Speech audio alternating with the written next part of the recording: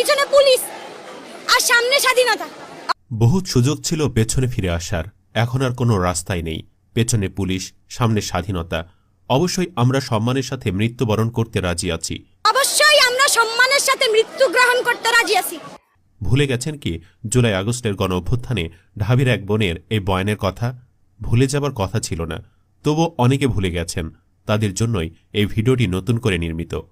সম্প্রতি বাংলাদেশ জামায়াতে ইসলামীর আমির ডাক্তার শফিকুর রহমান জুলাই ছাত্র জনতার আন্দোলনের অন্যতম সাহসী মুখ নারী শিক্ষার্থী সানজিদা চৌধুরীকে স্যালুট জানিয়েছেন।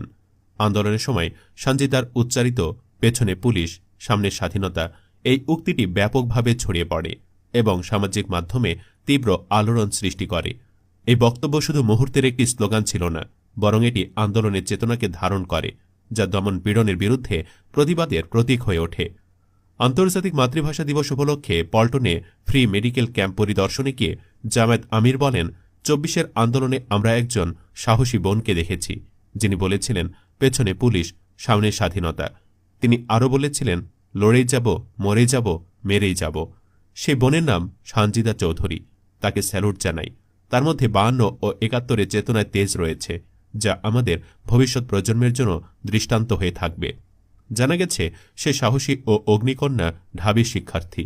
তিনি বিবাহিত ও এক সন্তানের মা।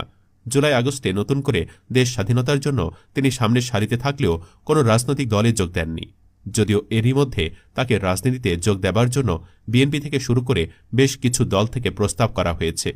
তবে তিনি রাজনীতিতে আসতে রাজি নন। এর পেছনের কারণ হিসেবে তিনি তার সন্তানকে সময় দেওয়ার কথাটি বলেছেন।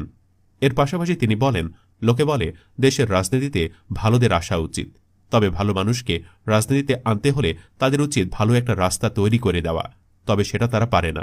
সম্প্রতি বাংলাদেশ ঐক্য পার্টি নামে একটি দলের প্রোগ্রামে হাজির হয়েছিলেন সানজিদা। সেখানে অতিথি হিসাবে বয়ানের সময় তাকে পুরোপুরি পর্দা অবস্থায় দেখা যায়। আন্দোলনের সময় তিনি মুখ খোলা রাখলেও এদিন বোরখায় মুখও বন্ধ রাখেন, এমনকি হাতে মোজাও পরেছিলেন।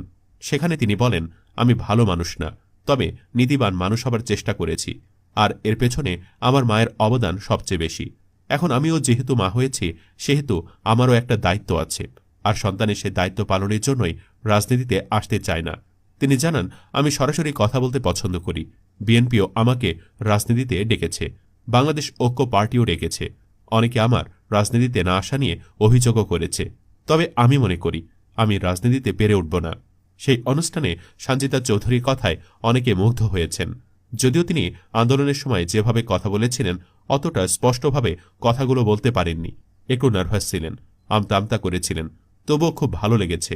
এর দ্বারা এটাই বোঝায় জুলাই আগস্টে এক নরম সুরের নারীও কতটা হিংস্র হয়ে উঠেছিলেন।